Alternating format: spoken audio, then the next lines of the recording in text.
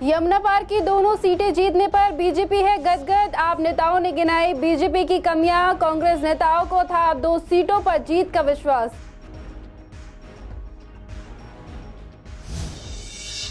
सीमापुरी इलाके में हुई फायरिंग। बाइक सवार अज्ञात बदमाशों ने 2 युवकों को मारी गोली। गोली लगने से जख्मी युवकों की है हालत नाजुक।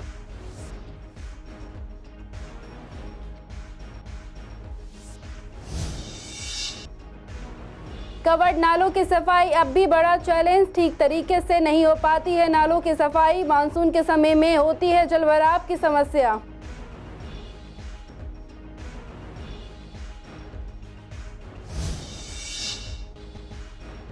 एमएस पार्क के कर्मचारियों ने एक शातिर चोर को पकड़ा। आरोपी के कब्जे से चोरी की एक बाइक बरामद। आरोपी पहले से ही है कई मामलों में शामिल।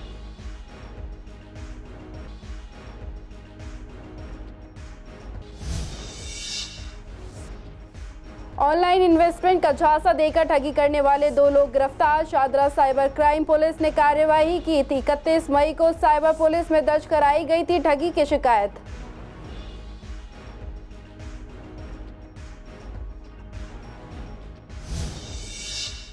नमस्कार, आप देख रहे हैं सीसीएन लाइव। मैं हूं आपके साथ ज़ेबा अंजुम। स्वागत है आपका हमारे खास प्रोग्राम पूर्वी दिल्ली खास में। बुलेटिन की शुरुआत करते हैं पूर्वी दिल्ली की कुछ अहम खबरों के साथ। लोकसभा चुनावों के नतीजे आ चुके हैं पूर्वी दिल्ली में। इन नतीजों पर हमारे संवाददाताओं ने तीनों पार्टियों से बात की।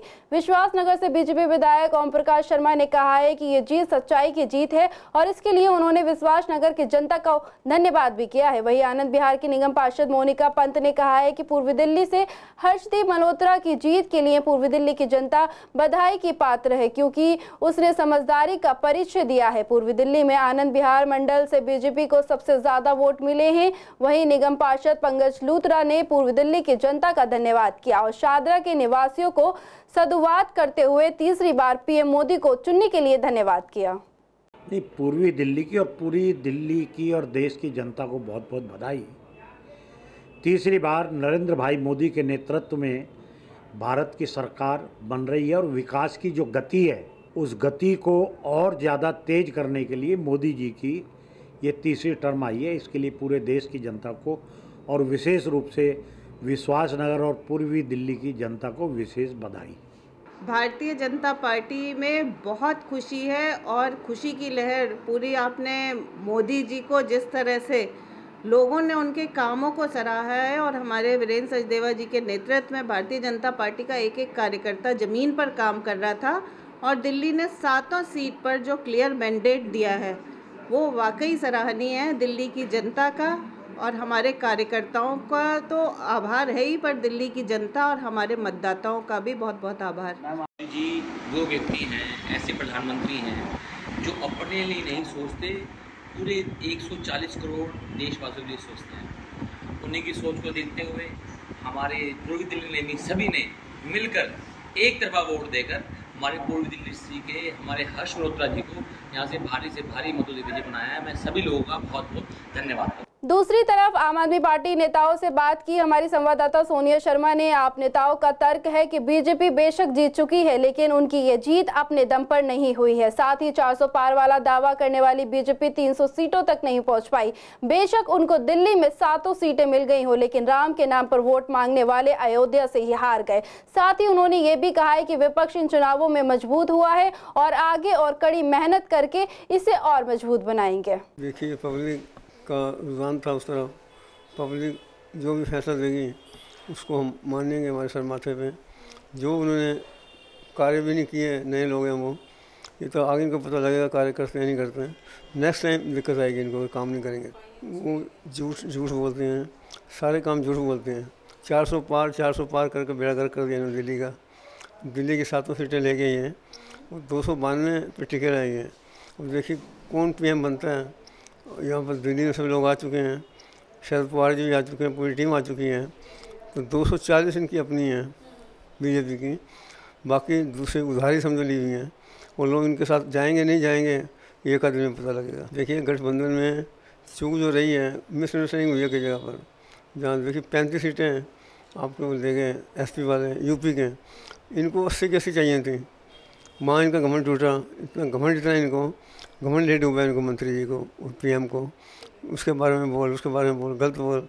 इतनी बड़ी पोस्ट पे बैठकर ऐसा उचित नहीं है बोलना किसी के लिए। देखो जो हमारी जो इंडिया गठबंधन की जो सरकार बनी है, हम चाहते हैं कि और अच्छी सी सीट निकलती और हमको अच्छा बेनिफिट मिलता है और जनता को भी बेनिफिट मिलता है उससे। और हम चाहते हैं, सहमत तो हैं, लेकिन मतलब जनता को जागरूक करना बाकी है कि वो ज़्यादा कि मतलब इंडिया गठबंधन की तरफ देखे और अच्छे से अच्छे भारी बहुमत से जीते। और हम लोग बीजेपी जनता जानती है तानाशाही रही है, पूरे 10 साल कोई काम नहीं हुआ, जनता का सिर्फ नुकसान हुआ है। नोटबंदी को लेके देख लो आप, किसी भी कोरोना वैक्सीन पे भी इतनी खबरें आई हैं निकल के कि वैक्सीन से लोग, राम मंदिर का फैक्टर इसलिए नहीं चल पाया क्योंकि देखो वो कह रहे राम को हम लाए हैं, राम भगवान आपको लाया है और राम भगवान ने आपको बता दी है कि राम भगवान की आप छोटी फ़ोटो लगा रहे हैं और अपनी बड़ी फ़ोटो लगा रहे हैं, तो राम भगवान ने भी बताया आपको कहीं ना कहीं अयोध्या से हरा के कि आप जाग जाओ, कि आपके उसी जहाँ पे मंदिर बना वहीं से हार, और यूपी में इतनी बुरी हार।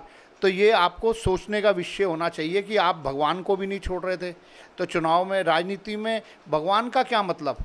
कांग्रेस दिल्ली में अपनी तीनों सीटें हार गई है, लेकिन लोकसभा में अब उनके 99 सांसद होने पर दिल्ली के पूर्व मंत्री नरेंद्र नाथ बहुत खुश हैं। उनका कहना है कि देश की सबसे पुरानी पार्टी कांग्रेस एक बार दूसरी सबसे बड़ी पार्टी बनी है। कांग्रेस नेताओं से हमारे संवाददाता मोहित शर्मा ने बात की। दिल्ली प्रदेश कांग्रेस के प्रवक्ता अनुज अत्री ने कहा है कि हमें लग रहा था कि 2 सीट हमारी निकल जाएंगी, लेकिन ऐसा नहीं हो पाया। लेकिन कांग्रेस की वोटिंग परसेंटेज इस बार काफी हद तक बढ़ी है। मैं समझता हूँ चुनाव 2024 का चुनाव इंडिया गठबंधन की जीत हुई है, राहुल गांधी की जीत हुई है। और सबसे बड़ी बात यह है, जहाँ अयोध्या में जो भगवान राम का मंदिर है वहाँ भी इनकी हार हुई है बीजेपी की। तो बीजेपी को मैं समझता हूँ कि सबक सीखना चाहिए और ख़ासतौर से देश के प्रधानमंत्री और होम मिनिस्टर को घमंड नहीं करना चाहिए। इनको बहुत अहंकार है और जो रावण का अहंकार भी ढह गया था तो इनका भी ढहने वाला है। दिल्ली में कोई भी सीट जो है नहीं आई है, इसको लेकर किस तरह से? देखिए ऐसा है, दिल्ली के अंदर बड़ी क्लियर बात बता रहा हूँ आपको कि शायद केजरीवाल को जो जमानत हुई ना वो गलत हुई है। केजरीवाल को जेल में रहना चाहिए था, तो उसे सिंपैथी वोट मिलती। एक्चुअली दूसरी एक बात ये भी है कि जो इंडिया गठबंधन जो हुआ दिल्ली में, मैं तो ये कहना चाहता हूँ कि इसमें दोनों पार्टियों को बहुत अच्छी तरीके से निभाना चाहिए था, उसमें भी थोड़ी कमी नहीं है। कन्हैया ने बहुत अच्छा चुनाव लड़ा है और कन्हैया को 6,85,000 वोट पड़ा है। और बताया ना, कांग्रेस का और कोई उम्मीदवार होता शायद इतनी वोट नहीं पड़ती उसको जितनी कन्हैया को पड़ी है। देश के प्रधानमंत्री काशी से 1,60,000 तो यूपी से जीते हैं और वही राहुल गांधी है जो 3 लाख पौने 4 लाख वोटों से जीता है। तो अंदाज़ा लगाओ इस बात का कि राहुल गांधी ने आज ये साबित कर दिया कि कांग्रेस पार्टी मजबूत है, राहुल गांधी मजबूत है और मोदी से ज़्यादा मजबूत राहुल गांधी है। हाँ, देखिए निश्चित तौर पे दिल्ली की हमारे को उम्मीद थी कि हमारी अपनी कांग्रेस की जो तीनों सीटें हैं, 3 में से 2 हम अवश्य निश्चित तौर पे हमें जीतना था और जीतने की स्थिति में थे। क्या कारण रहा कि क्यों नहीं जीत पाया? चांदनी चौक वाली सीट बहुत क्लोज फाइट में रही थी और ज़्यादातर सर्वेज में हम लोग जीत रहे थे चांदनी चौक की सीट पर, और शुरू के जो काउंटिंग भी हुई है उसमें भी कांग्रेस के ही हमारे प्रत्याशी आगे रहे, लेकिन बाद में स्थितियां बदलती रहीं। क्यों दिल्ली की जनता ने कांग्रेस को, हालांकि अगर हम देखें तो 2019 और 2024 के जितने हाई मार्जिन से बीजेपी की कैंडिडेट जीते उस हिसाब से उनका मार्जिन 4 गुना घट गया है और हमारा वोट परसेंटेज बहुत बढ़ गया है। पूर्वी दिल्ली के शादरा इलाके के सीमापुरी में एक बार फिर अपराधियों का तांडव देखने को मिला है। अपराधियों ने गली में बैठे 2 युवकों पर ताबड़तोड़ गोलियां चला दी। आपको बता दें कि अपराधी बाइक पर सवार होकर आए थे। डीसीपी सुरेश चौधरी से मिली जानकारी के अनुसार बता दें कि बाइक सवार अज्ञात बदमाशों ने इरफान और सुहेल नाम के शख्स पर गोली चला दी, जिसके बाद उसे स्थानीय लोगों की मदद से जीटीवी अस्पताल में भर्ती कराया गया। दोनों की हालत काफी नाजुक बताई जा रही है। घटना के बाद से इलाके में दहशत का माहौल है। पुलिस ने बदमाशों के खिलाफ एफआईआर दर्ज कर ली है और मामले में पुलिस आगे की कार्यवाही कर रही है। पूर्वी दिल्ली के कई इलाकों में मानसून आने से पहले नालों की सफाई की जाती है, जिससे कि बरसात में सड़कों और गलियों में पानी न भरे और लोगों को किसी प्रकार की समस्या नहीं हो। लेकिन हर बार नालों की सफाई का काम ये कम तो होता है, लेकिन ये काफी देरी से शुरू होता है और तब तक मानसून आ चुका होता है। जब सीसीएन संवाददाता ने कृष्णा नगर की ई ब्लॉक और रोड नंबर 57 पर बने नाले के लिए जनता से बात की तो क्या इन नालों की सफाई का क्या काम शुरू किया गया है, इसको लेकर लोगों ने बताया कि नाला कई जगह से कवर्ड है, जिसकी वजह से इस नाले को पूरी तरह से साफ नहीं किया जाता है और कई बार तो मानसून में यहाँ काफी जलभराव भी हो जाता है। नाला जिन भी डिपार्टमेंट के अंतर्गत आते हैं उन्हें सभी पर सफाई करवानी चाहिए। नहीं, देखो, बड़े नालों की सफाई होनी बहुत ज़्यादा ज़रूरी है। बड़े नालों की सफाई होनी इसलिए बहुत ज़रूरी है कि जितना भी अपना इस एरिया की नालियों का फ्लो जाता है वो बड़े नाले में जाता है। बड़ी छोटी नालियाँ भी साफ़ होनी चाहिए, उसके साथ बड़े नाले साफ़ होने चाहिए, क्योंकि जब फ्लो एकदम जाएगा उसमें रुकावट होगी, साफ़ नहीं हुए होंगे तो लोकल इस एरिया में पानी पहले भी भरता था, फिर भर जाएगा पानी। देखिए, ई ब्लॉक का एक नाला है, ई ब्लॉक जो पीछे अर्जुन नगर में मिलता है, वो नाला कवर भी हुआ है, पर उस नाले के अंदर इतनी गाद है कि उसको प्रॉपर यदि प्रॉपर साफ़ किया जाए तो कृष्णनगर के अंदर पानी नहीं भरेगा। देखो, नालियों का पानी तो जाता तो बड़े नालों में, जब तक बड़े नाले की ही सफाई नहीं होगी तो पानी की निकासी कहाँ जाएगी आगे।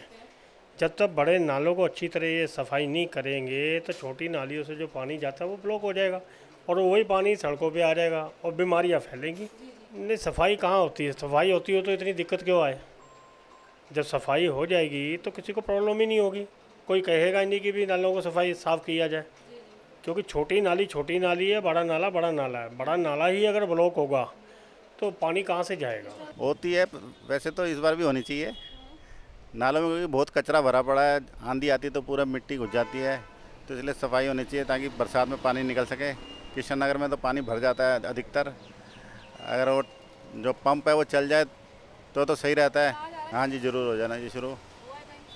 नहीं, अभी तो कहीं नहीं देखा हमने, हो जाना चाहिए, नहीं तो आगे दिक्कत आएगी। पूर्वी दिल्ली के एमएस पार्क के कर्मचारियों ने एक शातिर चोर को पकड़ा है। जानकारी के मुताबिक आपको बता दें कि 3 जून को एमएस पार्क के एएसआई सुकेंद्र और कांस्टेबल प्रभंजन ने पूर्वी नतु कॉलोनी में रेलवे लाइन के पास गश्त कर रहे थे। उसी दौरान उन्होंने एक मोटरसाइकिल चालक को बिना हेलमेट के देखा। साथ ही उन्होंने मोटरसाइकिल चालक को रुकने का इशारा किया, लेकिन व्यक्ति रुकने के बजाय मौके से भागने लगे। सतर्क अधिकारियों ने पीछा किया और थोड़ी देर पीछा करने के बाद मोटरसाइकिल सहित संदिग्ध को पकड़ने में कामयाबी हासिल की। पुलिस ने चोरी का मामला दर्ज कर आरोपी को गिरफ्तार कर लिया है और पकड़े गए व्यक्ति की पहचान सचिन निवासी न्यू मॉडर्न शादरा दिल्ली के रूप में हुई है। निरंतर पूछताछ के दौरान आरोपी सचिन ने 6 अतिरिक्त आपराधिक मामलों में अपनी संलिप्तता कबूल की है।